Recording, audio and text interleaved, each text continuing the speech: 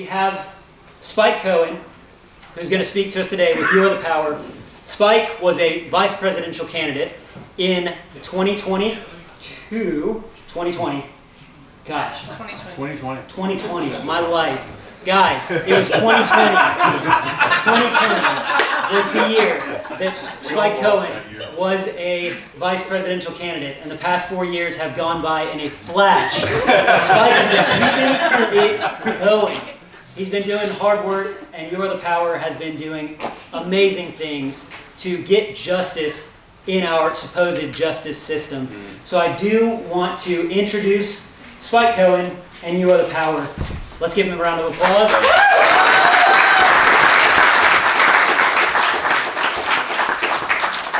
Thank you so much, Jared. I watched his life flash before his eyes right there. In 2022, oh no, was that 20? What if I did? He said my life. He literally, that was the moment his life was flashing before his eyes. How's everyone doing? Okay, most of you are awake. Let's try that again. How's everyone doing? Yes, there we are. There we are. I'm definitely at the Georgia Convention now. Thank you so much. Thank you guys for having me. I'm actually going to be giving my main speech at 1, but what I want to do is talk about my organization, You Are the Power, at this one. And by doing that, I'm actually going to have the folks that are doing the bulk of the legwork for You Are the Power here in the Southeast region and in Georgia to do that. But first I want to talk about what You Are the Power is and why we do what we do. When I went across the country in 2020, 4 years ago, during the campaign when I ran for vice president, for those who don't know, I was your vice presidential candidate, so thank you. Thank you for that. Some of you may have voted for me, whether you knew it or not, thank you for that. But when I was going across the country, I kept meeting folks who would come to me with these terrible stories of what their local governments and what their state governments were doing to them. And I would empathize with them and tell them I'm so sorry, and I'd let them know I'm running for a national race, so that's not really anything that I can campaign on, but that I can try to see if I have any libertarians in the local area that can help them, and I can use my social media to talk about their cause and try to get some attention for it. And over time, I just kept doing more of that. When the campaign ended, I still had people reaching out to me about that. And when I, as I met more and more libertarians across the country, going to state conventions and networking with them online and in person, I realized we're growing something here. We're growing an actual network, and we're creating something that gives us something useful to do when we aren't, arguing with each other, which is also equally useful. Obviously, we should be arguing with each other. That's been very helpful, thank you all. But in between that, we can be doing this. We can be helping people who need help now. We can be hopefully giving some feedback to the public officials on how they're doing it wrong and how they should be doing it better, at least on that cause. And we can also be showing people that at its core, none of this would be happening if public officials were respecting us as individual human beings. That's the core of what we do. And so to get more into how we do that here in Georgia and throughout the Southeast, I'm going to start with by introducing our national volunteer. Do you want to be the volunteer commander? Is that really what you want to be? He told me he wants to be his term was volunteer director. And he said he wanted volunteer commander. You texted it. Did I text it? Yeah, you texted it first. Our volunteer commander, Mr. Jason Lyons. Give it up for Jason Lyons.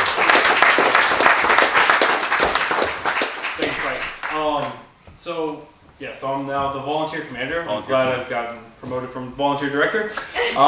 It's been incredible. And so Spike, of course, started us off with trying to be able to network with the libertarians to be able to make a difference, and knowing that these things were going to bring the public to understanding and seeing the problems with the government. And what we've been able to accomplish that is not just appealing to libertarians, but we're appealing to people across the entire spectrum. We're able to show people what is happening to the common person outside of our party is wrong, and they then start adopting and adapting to the libertarian mindset and being able to push liberty forward. So from the organization of You Are the Power, we have been setting the entire nation aflame with the yearning for liberty. So it's been incredible to be a part of this. And I want to start off with talking a little bit about a story from last August, which was after 2020. A little bit. So last August, we were standing in the middle of the heat in front of City Hall in Columbia, South Carolina. Yep. There was 30 of us, so it was technically by their standards a nuisance, and we were required to have a permit. We didn't have that. No, we don't. And we stood there, and we had signs, and we had people coming out, many of them not libertarians, many of them had never even heard of what a libertarian was. But they knew that being harassed for the mere idea of wanting to feed another person who was in need, they knew that that was wrong. And they got involved, and they stood out there. They were sweating. We were handing out waters to people that were in need, people walking by. And we were able to get people engaged. We were able to get people informed. And we were able to get people to be a part of the solution. It was incredible to be a part of that. It's been incredible to be a part of You Are the Power as we continue to do this. And so it's been my absolute honor and my joy. I've never felt so much fulfillment in any role, such as being here with You Are the Power and being able to touch on all of these different things. I'm going to hand it off real quick to Brandon Deal. This is our Southeastern Regional Organizer. He is the guy who covers 7 states, 8 states. Yeah, it feels like all of them. It feels like all of them sometimes. But he is the man that, when we have causes coming down here, and we're going to talk a little bit about the Hernandez family here when Ryan comes up here. But he and I work hand in hand to be able to find out what these problems are and to be able to work towards finding a solution that works for everybody and to be able to tackle these government issues. So, Thank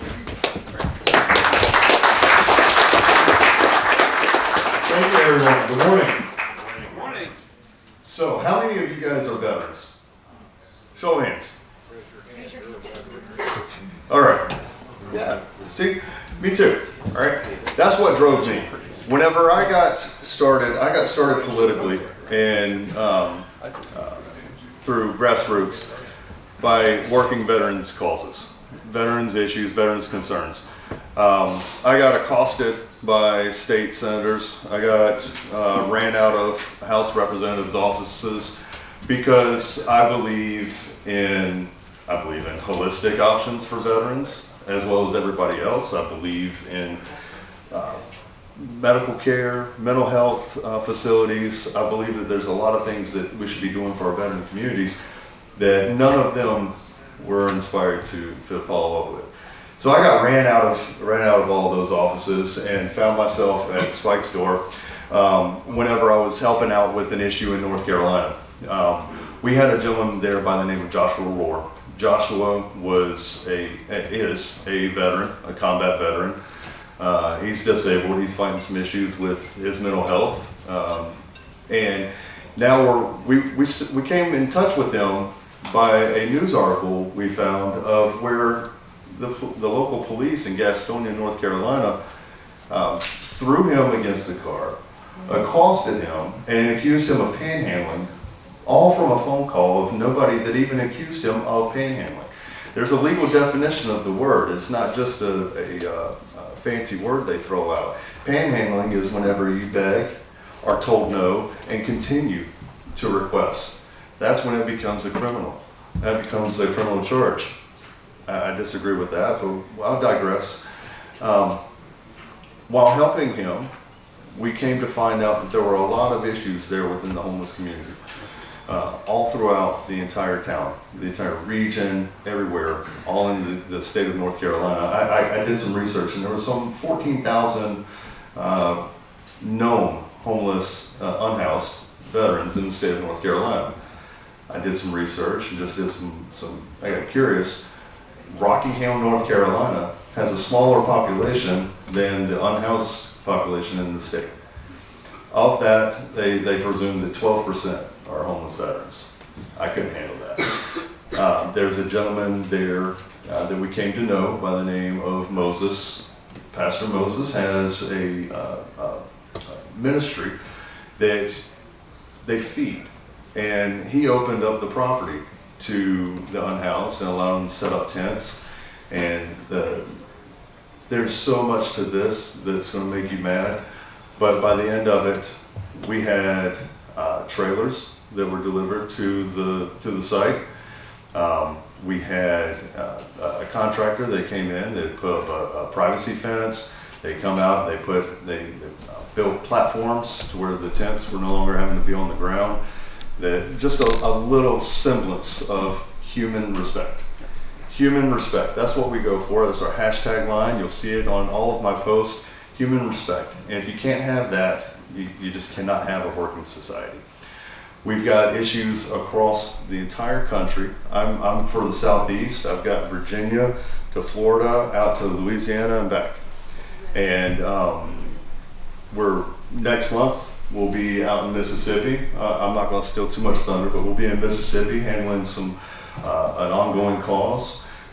We've been getting an outpour of requests from families, just like the Hernandez family, that you'll hear more about here in a minute as well, looking for us to do something, and just desperate pleas for help from community members, your community members, that are looking to us for help. And we've got a sign-up sheet out there on our table that I'd love for every one of you to sign up.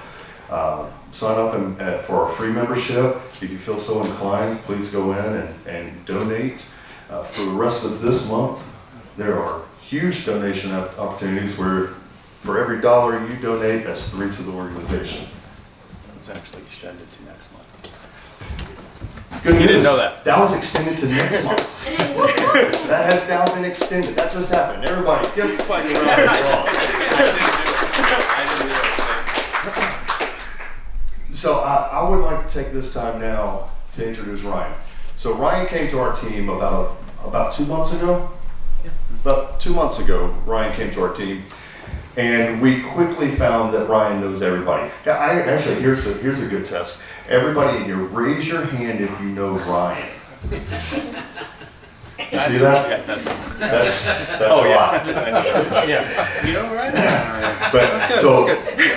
Ryan has helped facilitate legal teams. He's got investigative prowess. This man will find anything. If you're trying to hide anything, if you know him, don't hide anything from him, because you will find it. But Ryan has been incremental to our team, and I really want to thank him and welcome him, and hope that you guys will do the same. Please welcome Ryan Rawson.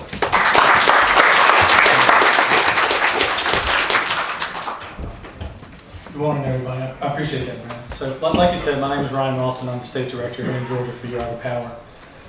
During the conversation that we're getting ready to have, I'm really going to refrain from using the word I. You're going to hear we a lot, because at You Are the Power, that's exactly what we are. We're a team of individuals. It's not about, we're a team concept, team of individuals. We're not about the I concept. A little bit about myself, just in general. So I work for the Georgia Innocence Project. We're a nonprofit organization. We're the only nonprofit organization in Georgia that's working to actively free the innocently incarcerated. Currently in Georgia, there's about 2,200 innocent men and women locked in cages for crimes they did not commit. So I just want to stress that, like right now, currently in Georgia, there are over 2,200 innocent men and women locked in cages for crimes they did not commit. Last year, we were able to help free 3 individuals who had spent on average about 25 years in prison for crimes they did not commit. And so it's a real tragedy to see that, but it's a real honor to work on behalf of an organization that actively fights to do that. There's something rewarding about sitting in a courtroom with family members and watching the reunification of a family that has been separated for no fault of their own, typically for government corruption, typically for bad actors, corrupt law enforcement officers, prosecutors, forensic scientists within the GBI are equally as culpable. And that's the leading cause for innocent people getting sent to prison in Georgia. The second leading cause is just witness misidentification. So I just want to remind you guys that, because you all are from Georgia, it's prevalent here in Georgia more so than any other state in our union right now. I mean, I think 1 in 14 Georgians is currently on probation or parole. 1 in 14. So 1 in 5 has a criminal record. Right, so we are being over-policed, over-regulated by our government, and to no fault of our own. These human beings who are now our friends. And I will say this, to credit for the people that spent 20 plus years of their lives locked in a cage, they're the most humble, genuinely kind people you're ever going to meet. They harbor no ill will for their circumstances, none. They're thankful for what they have. They're thankful to be out, and they're thankful to be reunited with their family. And that's something that reminds me of why we fight, why we're here, and why we're doing what we're doing. Prior to that, I served as the chairman of the party, Libertarian Party here in Newton County, which is where I live, and also served as the executive director of Peachtree NORML. If you guys are familiar with NORML, NORML is the National Organization of Reforming Marijuana Laws. I was the executive director of Georgia's charter chapter. I knew Spike and met Spike through a mutual friend, an attorney here in Atlanta. And this was really my introduction to You Are the Power because, like Brandon said, I've come on board within the past couple of months, strictly as the director here in Georgia, but I'd worked behind the scenes for Spike and his team for about 8 or 9 months. If you guys are familiar with the Rasheem Carter case, what happened in Mississippi, and I'll give you guys a brief introduction about that, or at least a brief update about that. Rasheem Carter was a young man who disappeared in Taylorsville, Mississippi, and was later seen. You guys may have seen the video. He was seen on a trail cam, a deer trail cam, walking through the woods with his shirt off, carrying a stick covered in mud and water. About a month or so later, his remains were found by the gentleman who owns the property. Law enforcement was dispatched out there to process the remains, and they determined that there was no crime. No crime had occurred. Right? They didn't really know a whole lot about anything. So my background, I spent almost 20 years working in law enforcement, specifically in criminal investigations. I focused in and specialized in major felonies, crimes against children, cold case murders, things of that nature. So Spike knew a little bit about my background before he reached out to me here in Atlanta and wanted to see the best way to handle that particular issue in Taylorsville, Mississippi. And to Spike's testament, I tried my best to relate to Spike just how incredibly difficult this is going to be to manage a criminal investigation when there's nobody on the ground in Mississippi to do that. I'm here in Atlanta, Jason's in South Carolina, Brandon's in North Carolina, Spike's in South Carolina. We have some team members that are in Illinois, we have some team members that are in Iowa, we brought on some team members that are in New Hampshire, Maryland, and Washington. And we're going to try to coordinate all our efforts to focus in on trying to find justice for Rasheem, and specifically for his mother, Tiffany. I reminded Spike on several occasions, not trying to dissuade him, but I said, Spike, the chances of us not solving this case, right? The chances of us providing answers to Rasheem's mother as to what happened to her baby, why her baby was found in the woods, dismembered, bone scattered, how we're going to provide those answers to a mother. I said, Spike, realistically, there's about mathematically a 3 to 6% chance that we're going to be able to provide those answers. Solving this potential homicide, solving this, the chances are lower than that, because we're going to have to be able to take what we find, turn it over to someone like the FBI, and they're going to have to take the case over from us, because up until that point, the law enforcement work that had occurred inside Mississippi was about zero. They did nothing. There was an autopsy performed. They said that it's inconclusive. We don't know how or she died. And that was really about the extent of it. And over the past year, law enforcement has done about zero work on this case. I reminded Spike multiple times, this is probably going to be one of the most challenging undertakings that you and your organization are getting ready to take on. I said, if you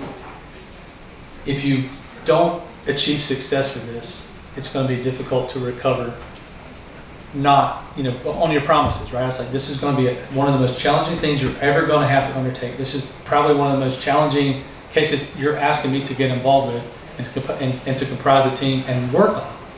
And Spike, each and every time, I wasn't trying to dissuade him, but each and every time, Spike was like, I hear you, but we're going to do it anyways. I was like, now, are you sure you want to do this? Yes. You understand how difficult this is? Yes. Do you know that the chances of us being successful in this are about zero? Yes. He said, but we're going to do it anyways. I'm a libertarian. After all that, haven't bought your ticket yet.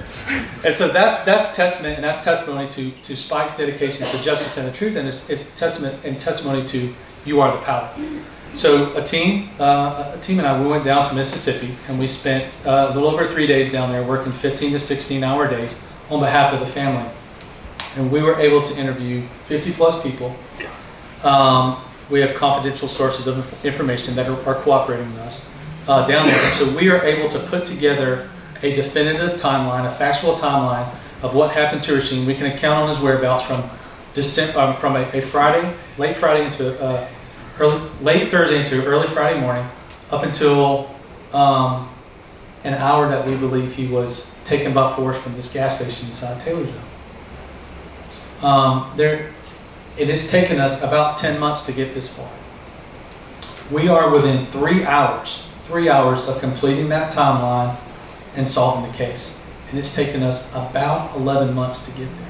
Because we were already about 8 to 9 months behind the 8 ball of getting started in this. When you guys hear about the first 48 hours, they call it that for a reason. Because if you don't start developing leads and start working leads within those first 48 hours, the chances that you solve a homicide drop tremendously. I mean, 50% of all homicides in America go unsolved. And here's Spike saying, hey, we're going to be 8 to 10 months behind the 8 ball, but I think we can do it. I want you guys down there to make this happen. Our answer is yes, sir, and we're on our way. And we've been able to do that. We were able to brief Rasheem's mother. The team and I were able to brief Rasheem's mother earlier this month. Multiple tears were shed during that conversation. Heartfelt gratitude was expressed. And we made a promise to Tiffany, and we made a promise to Rasheem's family that we would seek justice for him at all costs, right? Because we're a team of volunteers. We're sacrificing our time, our effort, our money. We're taking time off of work to go down there and do these things. And the only thing that we ask of Tiffany and her family is, when we present our final case findings to you, maybe you can fry some chicken and make us some biscuits and have us some cornbread. And she said, you got it. We'll do that for you. So we've been able to do all this in 10 months with people scattered across the country, all because one man had a vision to seek justice for a mother who is not getting answers as to what happened to her baby. You're probably going to hear more about the conclusion of this case come April or May of this year. We're going to be able to go public with that at this point because we're going to turn our findings over likely to the FBI at that point. We do believe at this point that a crime did occur, something that law enforcement did not believe at the time. We have identified an individual who is intimately involved with this case, who's a critical witness in this case that law enforcement did not know about. We will interview him next month when we go back to Mississippi. We've been able to do more in probably 2 or 3 months, the last 2 or 3 months, than law enforcement's been able to do in over a year, almost 2 years. And that's just because we were dedicated, and our mantra when we were down there was we were going to allow fact and not theory drive what we're doing. The truth was more important than the rumor. The truth was more important than hurt feelings. No matter who we were talking to, Jason, the first thing that we would tell them is, we're here to listen to you, we're here to help, we want the truth. That's it, we want the truth. We were able to speak to elected officials down there, we were able to speak with law enforcement down there, who opened up to us. These people were steadfast in not doing their jobs, but we knocked on their door 10 o'clock at night on a Friday, they opened themselves up and they're willing to speak with us. And that's the dedication to you, Auto Power, and that's a concept of team that I want to stress this morning. Because it's not about me, and it's not about Spike, it's not about Jason, it's not about Brennan. It's about that truth, and it's about seeking justice for those who so desperately need it. And so that's our goal, that's our mission, and we do that through compassion and love, first and foremost. I want to talk a little bit about what's going on here in Georgia, and before I do that, I'm going to be remiss if I don't recognize some people that are here in this room today. So what I'm going to call it before I get started is this row of people right here that are wearing black. If you guys could stand up for 1 second, please, because I'm going to speak about you guys over the next 20 minutes in detail. So 20 minutes, that's all you have to stand. Yeah. So you have Justin and his wife Mandy. You have Jenny and her husband Jonathan. You have Tony and his wife too. And they're going to be critical during the next conversation that we're getting ready to have. Thank you guys for standing up, because this is what You Are the Power is about.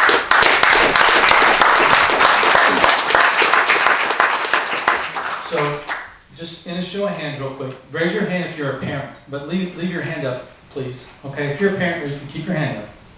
If you're an aunt, an uncle, or a grandparent, raise your hand. Okay, so if you just look around this room, mathematically, just real quick, probably 95+% of everybody in here is a parent, grandparent, and an uncle. Imagine if you will, you have a 3-month-old baby. Your baby's crying, you don't understand what's going on, you love your baby, you look at your baby, the baby's legs are swollen up, they're turning blue. It's obvious that the baby is in pain. As a loving parent, you're going to take that baby to the pediatrician because you want answers as to what's going on with your baby. And Matt and Tucky Hernandez, they did that. They took baby Emma to their pediatrician and said, please help us, my baby. These are the symptoms my baby's having. I need some help. The pediatrician takes a look at what the baby, just a real quick diagnosis, and says, this might be outside my scope. What I want you to do is I want you to take the baby to Children's Healthcare, to CHOA in Atlanta for further investigation and testing, right? Further treatment and testing, because these are the specialists. These are the people that the other pediatricians trust to look after your babies. Matt and Tucky, loving parents, do exactly what the pediatrician says, and they take baby Emma to CHOA. CHOA does some investigation and some x-rays and some testing on baby Emma, and they notice that there's some healing fractures in the baby's ribs and on their legs. So that triggers a potential child abuse protocol. So a CAP, or a child abuse certified physician, gets involved, looks at the x-rays and says, these two parents, Matt and Tucky, have obviously beaten and abused their baby, their 3-month-old baby, and these are healing child abuse wounds. That triggers DFACS and the involvement of law enforcement. DFACS comes in on the advice of CHOA, and they seize the baby. They seize your child, they seize your grandchild, they seize your niece or your nephew. Without due diligence, without proper investigation, without second, third, or fourth opinion, they seize a baby. They take your baby and they say, you are child abusers, you may not have any contact with your baby. That gets law enforcement involved. Law enforcement gets involved and they arrest Tucky. They arrest the mother for abusing her baby. No investigation ever, no due diligence, no independent investigation. Law enforcement simply goes by what a child abuse protocol, a child abuse physician says is child abuse. She is arrested and charged with 2 felonies and she's facing 20 years in prison. No due diligence, no independent investigation, no secondary opinion from a doctor. You are a child abuser. You cannot see your baby. Not only can you not see your baby, you are no longer to live with your husband. You are no longer to have contact with your husband. You are no longer to have contact with your baby. Matt and Tucky have, at the time, a 3-year-old daughter as well. So not only is Tucky isolated from her newborn baby, which she is breastfeeding. If you're a mother, you understand that the connection there is dire.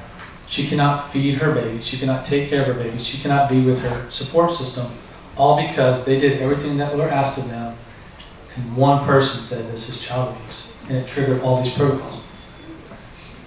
The babies are placed with Tony and his wife. They're families. Tony's wife is Tucky's sister. So they're placed with, the babies are placed with Tony and his wife. Young Emma is still presenting the same issues with her legs, her discoloration, her crying, her sickness. The baby is still presenting the same issues that she was taken to the hospital for initially. So what does that mean for Tony and his wife? Tony and his wife are suddenly child abusers as well. Tony and his wife have their babies, have their nieces taken from them under threat that they are also child abusers. Mind you, the baby is not getting treatment and care for the underlying issues, but now suddenly Tony and his wife are also child abusers. Other doctors, independent doctors, are saying, no, baby Emma has an underlying medical condition that has caused these injuries. CHOA, DFACS, law enforcement, ignore these other independent doctors. Secondary opinions, they are ignored. Tony and his wife are now child abusers. They're under investigation by DFACS, potentially investigation by law enforcement. Tony and them have done nothing to harm their nieces, nothing. They are loving, caring aunt and uncle. All they were trying to do is the same thing that his brother-in-law and sister-in-law was doing. Tony, that's all they're trying to do is take care of their nieces. That's all Matt and Tucky were doing, was trying to take care of their baby. Now that the state's involved, suddenly everybody who's involved with these children are going to be under investigation. They're child abusers. Lo and behold, because the state now views them as child abusers. Tony and his family are under investigation. They can't have the babies. The babies are put in foster care. Okay? This is June, July timeframe. We're now in January. Since then, the babies have been in 8 to 9 different homes. 8 to 9 different homes. Underlying medical conditions are not being addressed. What happens to Matt? Matt gets arrested, is in charge, and is ultimately charged with the same crimes that his wife was charged with. So now Matt is under more restrictive bond conditions, can't have any contact with his wife, can't have any contact with his babies, can't have any contact with Tony or Tony's wife because they are witnesses in a case. The baby Emma is still not getting proper care. The baby Emma and Aria are being transported from home to home, facility to facility, test by test. They're being force inoculated, they're being vaccinated against their parents' will. The parents have done nothing wrong, nothing. They're having to prove their innocence rather than being innocent until proven guilty. Nobody is listening to Tony or his wife or Matt or Tucky.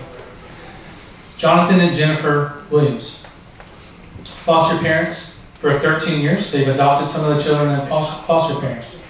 Professionals, Jonathan is a pharmacist, Jennifer, photographer, and works with children. They get, by chance, baby Emma and baby Aria for 5 days. Their instinct, their brain, their heart, their intuition tells them these babies are not being abused. They contact DFACS and say, hey guys, what the heck are y'all doing? These babies need medical conditions. They're not being abused. 13 years they've been foster parents advocating for rights of children who do not have a voice for themselves. What does DFACS do against Jonathan and Jennifer shortly thereafter? Close their home. Because Jonathan and Jennifer speak out against what is a tyrannical act by the state. They have the courage to speak up for Tony, for his wife, for Matt, for Tucky. 13 years, Jonathan and Jennifer have had multiple babies in their home. DFACS shuts their home down and says you can no longer foster, you can no longer have children in your home. Your ideals and values no longer align with ours. 13 years they've done this. Without warning, without notification, without justification, their home is closed. Mandy, who is a member of You Are the Power, contacts her sister, Jenny, and says, hey, there's this group of people that I think are going to be able to help you. They might be a little wacky, they might be a little, but I think they're going to be able to help you. For a moment. I've seen this Spike Cohen guy online, I've seen Jason, yeah, I'm not so sure he's got, but they're probably going to be able to help you. So Mandy reaches out to You Are the Power. You Are the Power, through their vetting process, looks over the case and says, through Spike, through Brandon, through the executive leadership team says, this is in our wheelhouse. We have got to help this family. We have got to help this family. No questions asked. We're going to help this family. Whatever needs to be done, we're going to help this family. There has to be more families in Georgia that are being adversely impacted by CHOA and DFACS and law enforcement. This cannot be the only family. We're going to help them. We're going to draw attention to this tragedy. That gets me involved, because I already have the relationship with Jason and Brandon and Spike and the executive leadership team, and they're like, hey Ryan, you're in Georgia. You're in Georgia. I'm in Georgia, and I have a heart, and I have a brain, and I've got children, and I know people. And yeah, I'm going to help. I'm going to help. I'm going to use my network of people to do everything in my power to assist the Hernandez family. I cannot stand by and watch this. I cannot, under any circumstances, allow this to continue. Not only is this right, it is immoral. It is immoral. These babies are being abused, further abused, suffering secondary trauma for no fault of their own. These are innocent babies, shuffling from house to house, doctor's appointment, poked, prodded, all while the state is trying to terminate parental rights and put their babies up for adoption. All right? We had a hearing last Friday where the state's recommendation was on March 8th, we're going to terminate Matt and Tucky's parental rights. We're going to put the babies up for adoption immediately, March 8th. and during the past 8 or 9 months, has DFACS done any independent investigation? Has CHOA done any independent investigation? Has law enforcement done any independent investigation? The answer is no, they have not. They've done nothing. But the state wants to terminate parental rights and take baby Emma and Aria away from loving parents and family. This is the same DFACS who, in and around the pandemic, lost 1,800 children. Do you know that? The state of Georgia, while the babies were in state care, in and around the time of the pandemic, have lost 1,800 children that cannot be accounted for. 1,800. And yet, the state thinks that, DFACS thinks, hey, put these children in our program. They're safer. They're better off than with Tony and his wife. They're better off than with Matt and Tucky. They need to be in our care. The same state agency that lost 1,800 children unaccounted for, now under federal investigation for losing 1,800 children. And mind you, this organization that lost 1,800 children, you know how many people lost their jobs for losing 1,800 children? Do you know how many people were demoted or held accountable for losing 1,800 children? Zero. Zero. Because they can get away with it. Because nobody has challenged them.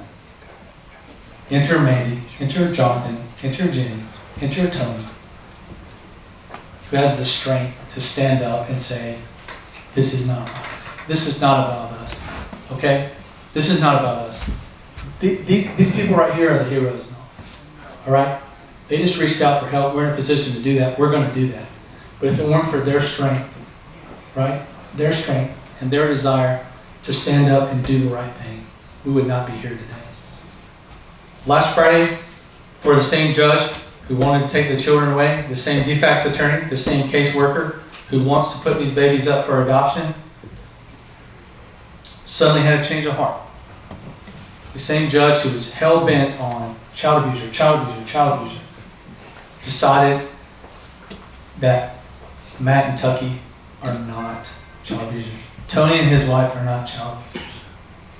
The same judge who was hell-bent on taking the babies away from loving family, that same judge decided to rule in our favor. She said, she ordered DFACS, she ordered the attorney for DFACS to come up with a reunification plan. We went back to court this week. The reunification plan was signed off and agreed on by Matt and Tucky, agreed on by their attorneys.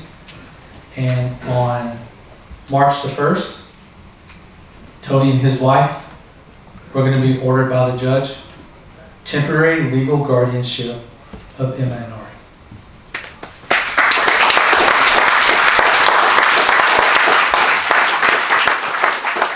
What that means for the Hernandez family is that DFACS is no longer involved in their lives.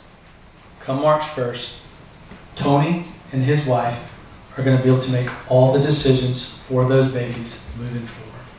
The only reason that the judge did not order Matt and Tucky to have their babies again is because they have pending felony charges hanging over their head.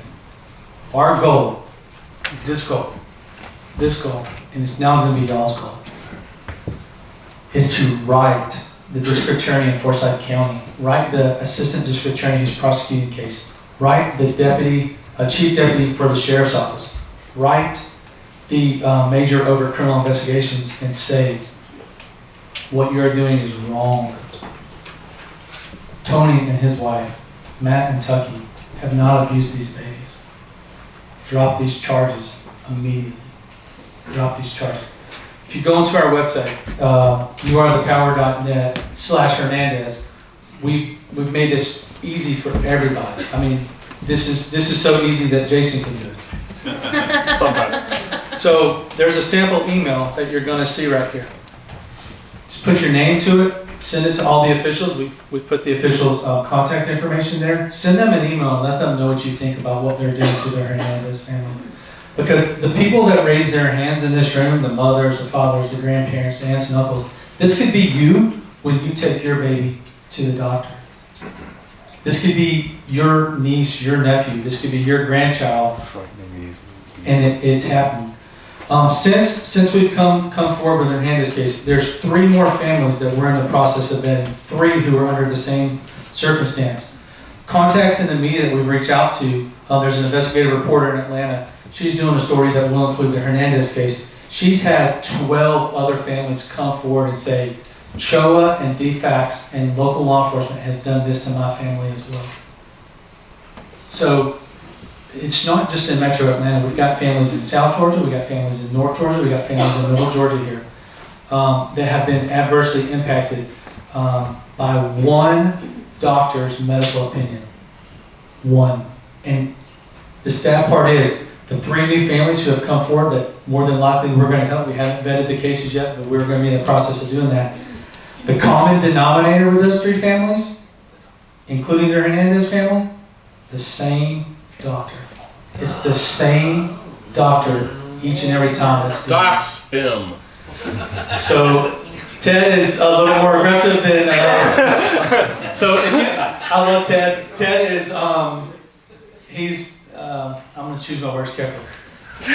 Ted is very vocal about things. Otherwise, I have to be reserved on. Ted enjoys that freedom. I have to choose my words carefully. I love Ted, and that's probably it. But it's the same doctor. Okay. You cannot tell me, sitting in here, your logical brains, your hearts, you cannot tell me that this is not a broken system. You cannot tell me that this is not conspiratorial. You cannot tell me that this is not wrong. You cannot tell me the same organization that lost 1,800 children are trying to do something to their Hernandez baby. You cannot, you can try, but you can't convince me because I've seen it with my own eyes, right? I've seen it with my own eyes over the past few months. This team of volunteers, everybody up on the stage, we would have nightly Zoom calls, right? We would work our Monday through Friday 9 to 5 jobs, 8 to 10 hours a day, and then we would get on our Zoom calls every night for 2 or 3 hours, talking about strategy, talking about support, getting Matt and Tucky into private counseling, resources for the babies. I mean, we are putting all these mechanisms in place. This is a holistic approach to a government destructive policy, right? Because the solution is not the state, the solution is here. The solution is here. It's all of us in this room, one community, gathered up, one voice, right? One voice saying, I'm not going to allow this to happen to innocent men and women, innocent parents who have done nothing more than taken their babies to a doctor and have one doctor's opinion say, that is abuse. That doctor is a hammer and all he sees is nails. Every single time I could show you these cases, I can just outline these cases, and it's kind of boring, I assure you, but we dive into these things like an intelligence analyst does, and you can just see connection after connection after connection. It is something that needs to be addressed. Up until a couple of weeks ago, the governor's office refused to have any contact with us. The governor's office refused to address the needs of their constituency. They wouldn't return our phone calls, they wouldn't return our emails. The only people who were really receptive to what we were trying to do, believe it or not, and to their credit, Senator John Ossoff, and his office has really been fantastic on this. He surprised me. And Raphael Warnock as well. Their offices didn't just pay lip service, but their offices have contacted the governor's office on our behalf and said, you need to listen to this family. You need to understand what's going on. So we now have the governor's ear. Jennifer and Mandy and Tony's wife and I are going to go to a luncheon Monday with the director of DFACS, director of Georgia's Department of Health and Human Services. We're going to ask her these questions. Why? Why is there no oversight? Why aren't your investigators and your caseworkers allowed to do this without independent investigation? Why are they allowed to operate with impunity in the face of multiple contradictory scientific medical doctors with known degrees?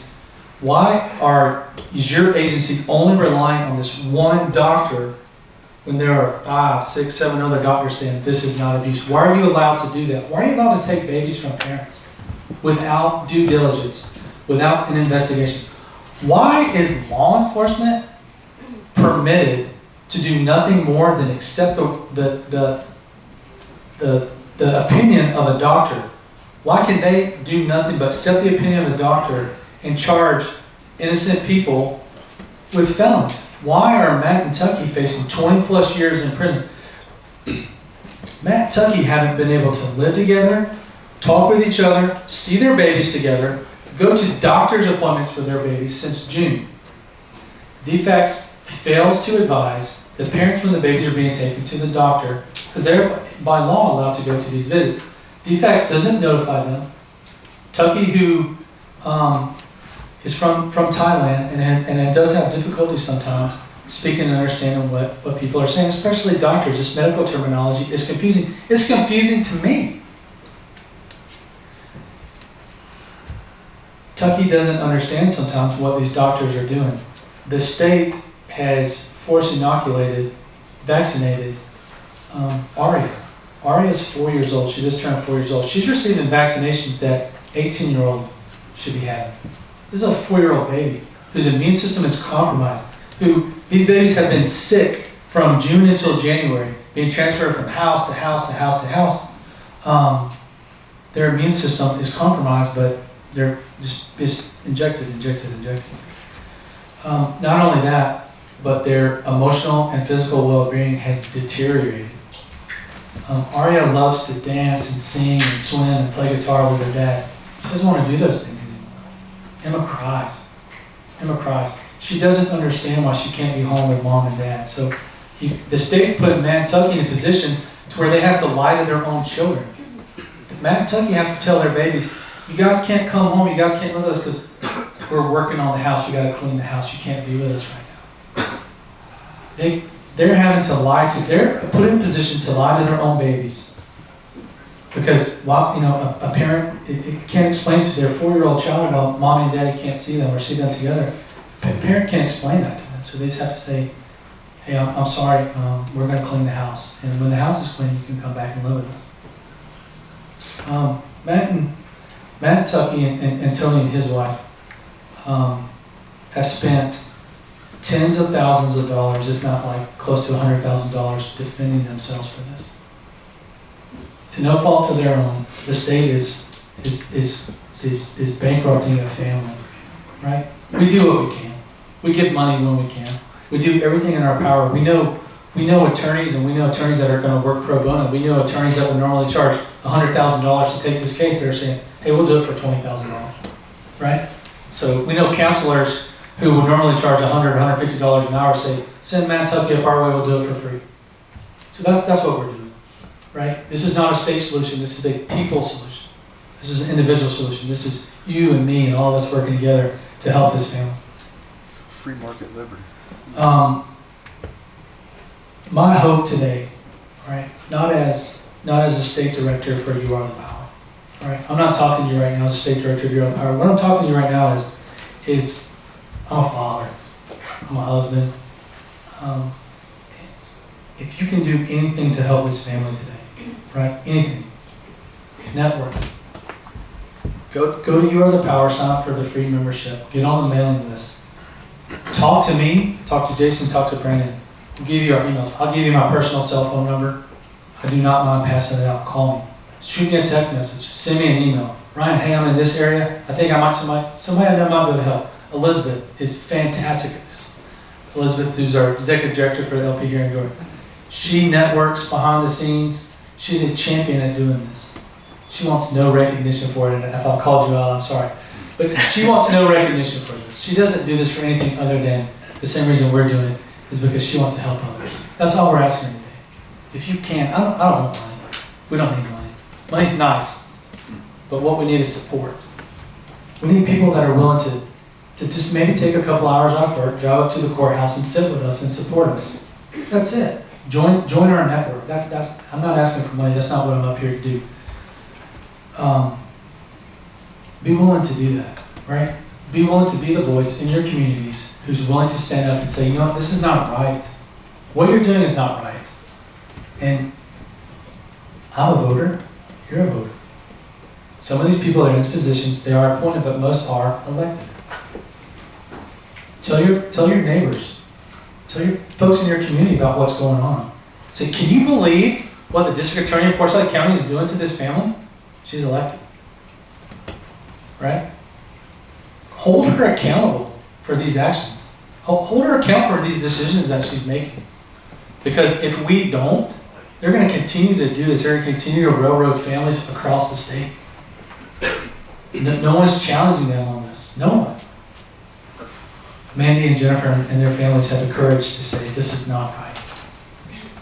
I can't tell you if it weren't for these families here, we would not know about these other families that were getting ready to do that. Rebecca Lindstrom at 11 Alive in Atlanta, she would not be doing a story coming up next month with 12, 13, 14, 15 other families, right? The curtain's falling, the veil's falling, however you want to describe that. But over the next couple of months, this is all going to be exposed publicly, right? The only thing that we're asking is just be a part of that. Even if it's nothing more than you send an email and say, hey, look, man, I love you guys. I love the Hernandez family. I can't be there in court. I can't give any money, but God, I support you. Right? That's what I want you here for. That's all we do. Words of encouragement, right? When we have our Zoom calls, when the team has their Zoom calls, and I'm not just saying this, every night when we hang up, we always say, I love you. I love you guys. I love you guys. You guys are freaking awesome, right? And we're not paying lip service to what we're doing, but we sincerely mean that with our hearts, because that's what's driving us, right? We don't do this for money. I get paid $0 for doing this, zero, right? I do it because it's the right thing to do. And if I'm in a position to help someone, then that's what I'm going to do. Brandon, Jason, Spike, that's what they're going to do. This family here, that's all they're going to do, right? We're not rich people. We don't have like the extra money to do all these things, but we'll go without sometimes to make sure that the Hernandez family has everything that they need, right? If it's lack of sleep, so be it. If it's staying up on a phone call until 1, 2 o'clock in the morning, I've had private conversations with Matt. Last time he and I spoke by phone was about 2.5 hours. Matt is isolated by himself up in Hall County with no support network. Find Matt on Facebook. I'll give you his Facebook information. Shoot him a message. Man, dude, I'm here for you. I love you. Whatever you need from me, if it's nothing more than words of encouragement, I'm here for you. They need that. Tucky needs that.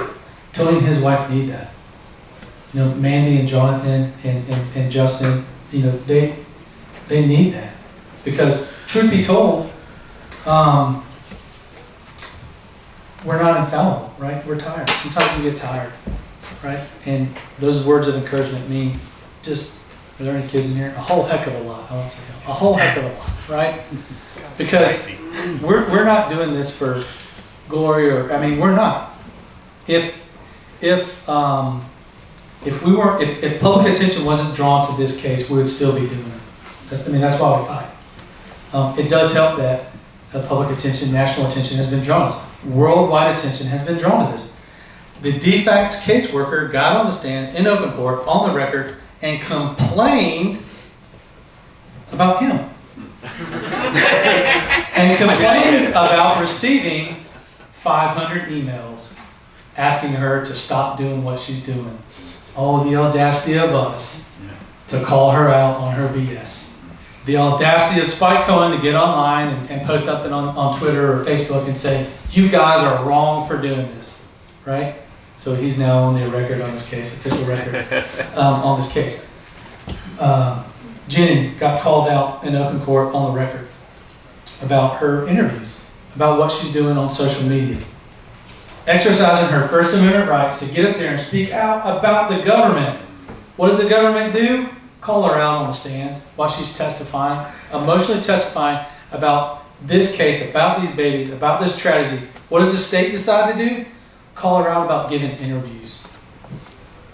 She gave an interview with Jake. She gives interviews with reporters in New York. She gives interviews with people in Missouri. All she's doing is trying to spread awareness about what's going on, and the state has the audacity to call her out for exercising her First Amendment rights. If that doesn't tell you everything you know about this case, that's it right there. They are trying to silence us for doing nothing more than speaking truth to power, right? And I'm going to close with this, and I'm going to turn it back over to Spike, and we're going to take some questions and answer session up here. We are here to remind the government not necessarily your other power, but everybody in this room is here to remind the government that they are beholden to us, not we to them. Okay? That's it. So when Jenny gets called out, when Spike gets called out for speaking out against the government, and the government's trying to fight them, and the government closes Jonathan and Jenny's home after 13 years, it's sad, but it also means that we're doing something right. It's telling me that we're doing something right because we are ticking them off. We are a threat to them. Every time we speak out, we are a threat to their power. Every time we have the courage to stand up in the face of tyranny and do what is right, we are a threat to their power. That's all they care about is power. We are a threat to that. Look at what 1, 2, 3, 4, 5, 6, 7, maybe not even quite a dozen people. Look at what not even a dozen people have been able to. There's people from Turkey, Greece, Australia, Germany, all across the world writing about this case. And I'm not tooting our horns. I'm not saying that. What I'm saying is just the power of 12 people, 15 people can do that. But what if we had everybody? What if we had more than 12? What if we had 30? What if we had 40? Imagine what we can do with that much more support, right? That's what I'm asking for today. That's the only thing I'm asking for is please stop by our booth and talk to us. Pick up one of these pamphlets. It's got a QR code on there. You can scan it, and it'll take you to the link on our webpage. It's got the email addresses. It's got the sample email. Tonight we're going to be down in Covington at the local coffee house from like 7:30 to 9 to continue this conversation. Spike's going to be there. We're going to be there. The Hernandez team's going to be there. We would love to hear from you guys. I mean, we work for fried chicken, biscuits, cornbread, and hugs. Stop by and do that. If you got some food, bring it because I'm going to eat it. But if you can, just stop by. Words of encouragement. That's what it's all about. Learn more about the other power. I'm going to shut up and turn it back over to Spike. And we're going to open ourselves up to any questions you guys might have. Thank you so much for listening. I appreciate you guys being here. Sincerely. Thank you. Thank you, Ryan. Before I open up for some questions that any of you might have about you or the power, I just want to talk briefly and touch on the power of you. Jason mentioned Columbia, South Carolina. When the Columbia City Council and the Columbia Police Department started threatening a charity for feeding people who were in need, until you found out about it, until our organization found out about it, they were just getting away with doing it. And then we found out about it. And thanks to those of you who helped us spread the word about it and put pressure on those officials to back off, that's exactly what they did. And Be Kind, Be Great is continuing to feed people in need in Columbia, South Carolina. In Gastonia, but thank you. But in Gastonia, North Carolina, when Joshua Aurora was beaten up and his service dog was tased and she later died and he was being held on bogus charges, they thought they were going to get away with it because they've been doing that for years, decades, to homeless people. But then we found out about it. And thanks to those of you who helped us spread the word about it, and thanks to the pressure that we put on them, Joshua's charges were dropped. And he now has a service dog. He was able to get help from members of his community who are helping him get back on his feet. He's now living in a home. He now has work. And we're now working to get those officials and those police officers that were involved in that held responsible for it. In, where was the other one? In Mississippi with Rasheem Carter, where he was killed and then dismembered. And the police said, looks like natural causes to us. They thought they were going to get away with that. Then we found out about it. And thanks to those of you who have spread the word on that, we have been able to make tremendous, tremendous progress in finding out. And unfortunately, like Ryan said, we can't talk about it fully yet, but we're going to be spreading some very, very important updates on that in the coming days and weeks. And finally, right here in Georgia, this Hernandez case, they thought they were going to get away with that. And they had a good reason to think they were going to get away with it. And they've apparently been doing it over and over and over and over again. We don't even know how many dozens or possibly hundreds of times they've done this. But then we found out about it. And thanks to those of you who have been sharing the word about that judge who refused to admit the testimony of doctors saying that Emma has a medical condition, miraculously had a 180-degree turn and decided that actually it looks like this family should be reunited. And we're going to continue to fight on that until not only are the family reunited, but the charges are dropped and the children are back in Matt and Tucky's home where they belong, and this entire nightmare is behind them, and Jennifer's, the Williams home is reopened as it should be, and all of this is behind everyone, and we're going to find out others that this is happening to, and we're going to help them as well. This organization 2 years ago was largely an idea.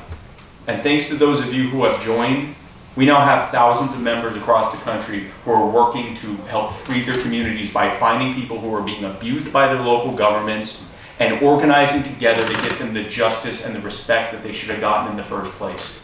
That is what you are able to do through this organization. And thanks to those of you who have been a part of helping spread the word, last year we reached over 50 million people. And this year so far, we are on pace to more than double that. That is what your power can look like in this organization. If you are not a part of it yet, I invite you to join us. youarethepower.net. Sign up. If you're able to give, that's great, but we just want you involved. So if you want to sign up for a free membership, paid membership, whatever you sign up for, we just love to have you be a part of this organization. Because with your help, we are going to help so many more people. We are going to keep this from happening in the future by showing the public that this is what happens when public officials are not respecting us as individual human beings. And not only can we help people now, but we can stop future damage from happening in the future, and we can do it because of you. So thank you for being a part of this. And with that, I will open the floor to any questions that you have for me or anyone else on the team. Thank you. I was wondering, Avi, you mentioned there's a doctor or doctors on the other side of this one bad doctor at Show. Does this baby have a diagnosis yet from a non-oriented doctor? Oh. Yeah, so my understanding, and you can correct me if I'm wrong, is that the doctors are saying that Emma has either neonatal rickets, which is, I believe, a condition that will clear up over time, or possibly a condition called osteogenesis imperfecta, or OI, which is a chronic health condition. Who here knows Thomas Queter? Has heard of Thomas Queter in New York? He's in a wheelchair for the rest of his life. And has physical deformities because he has OI. And it starts as a child with bones just breaking and constantly having to break and re-heal. Is there more you want to add to that? Yeah, I think there's something that's really important with this is that actually DFACS was preventing the girls or baby Emma from being tested. And so as a part of the hearing on last Friday, the judge is now ordering that the parents, Matt and Taki, can now provide any kind of testing necessary in order to figure out what that medical underlying condition is. Yes. And so we're now able to, almost a year later, start the process to be able to figure out exactly what that medical condition is. You know this, but it's often a battle with experts, right?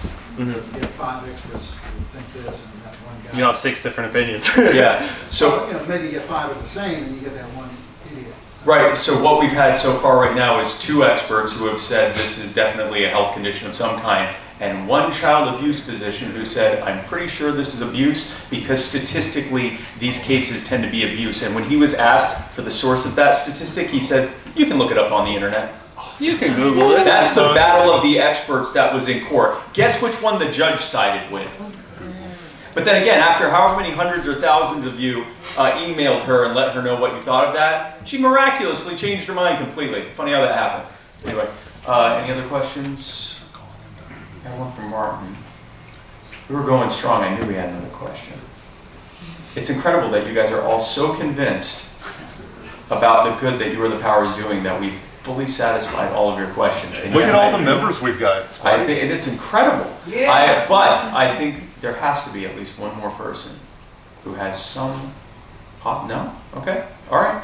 Well, with that, I will say thank you again. And also, and Ryan had brought this up. That's not on this. Ryan had brought this up. But at 7:30, after everything ends here, we're going to be having an open house at the local coffee house. That's actually what it's called, local coffee house in Covington. And it's going to be from 7:30 to 9-ish. We'd love to have you there. And if you'd like to come over to our booth, it's right when you go out this way. It's right around this way. We'd love to have you be a part of it. If you want to pick up one of our brochures here, it actually has a QR code that you can go to. It goes to the link yourthepower.net/Hernandez. It has all of the most up-to-date information about this cause. And it also has the list of people that you can email about it. It also has an email template you can use that has all of the relevant information. You can just plug the names in there and send it off there. And again, we'd love to have you be a part of this organization. If you go to yourthepower.net, you can sign up today. And thank you again. The reality is you're here as part of the Libertarian Party of Georgia because you want to fight against the abuse that is inherent with the centralization of power. That's what you're doing on the electoral politics front. And me too, I'm part of the Libertarian Party, obviously. We're doing this on the cultural and individual front. We are finding people, while we're working to take over the world, leave everyone alone, people are being harmed right now. And we're helping them right now. And while we're harming them right now, we're showing the public that we can fight against this and keep it from happening by demanding that public officials respect us. So thank you so much for being a part of this. I love all of you, and let's keep fighting for liberty. Thank you.